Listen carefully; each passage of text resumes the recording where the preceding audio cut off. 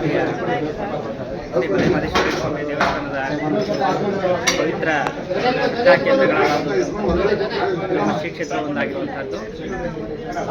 ಇವತ್ತು ಮಹಾಶಿವರಾತ್ರಿಯ ಜಾತ್ರಾ ಮಹೋತ್ಸವದ ಸಂಪನ್ನಗೊಂಡಿದೆ ಮತ್ತು ಬಹಳ ಭಕ್ತರಲ್ಲಿ ಆನಂದದ ಕ್ಷಣಗಳನ್ನು ಕಂಡಂತಹದ್ದು. ನಮ್ಮ ಭಕ್ತಿ ಭಾವಗಳ ಶ್ರದ್ಧೆಗಳಿಂದ ಪವಾಡ ಪುರುಷ ಮಲೆ ಮಹದೇಶ್ವರಿಗೆ ಶ್ರದ್ಧಾ ಭಕ್ತಿಗಳನ್ನು ಅರ್ಪಿಸಿದಂತಹ ಪ್ರತಿಯೊಬ್ಬ ಭಕ್ತರಲ್ಲೂ ಕೂಡ ನಾವು ಮಾದಪ್ಪನ ಕಾಣಬಹುದಾದಂತಹ ಕ್ಷಣವು ಈ ಅವಿಸ್ಮರಣೀಯ ಕ್ಷಣವಾದಂತಾಗಿತ್ತು. ಇವತ್ತು ನಿಜಕ್ಕೂ ಕೂಡ ಬಹಳ ಶ್ಲಾಘನೀಯವಾದದ್ದು ಅಂತ ಹೇಳಿದ್ರೆ, ನಮ್ಮ ರಾಜ್ಯ ಸರ್ಕಾರದ ವತಿಯಿಂದ, ಜಿಲ್ಲಾಡಳಿತ ವತಿಯಿಂದ, ಆರಕ್ಷಕ ಇಲಾಖೆ ಎಲ್ಲ ಇಲಾಖೆಗಳು ಸೇರಿದ ಹಾಗೆ ಇವತ್ತು ಎಲ್ಲರ ಶ್ರಮದಿಂದ ಮಹಾರಥೋತ್ಸವ ಜಾತ್ರೆಯೂ ಕೂಡ ಸಂಪನ್ನಗೊಂಡಿದೆ.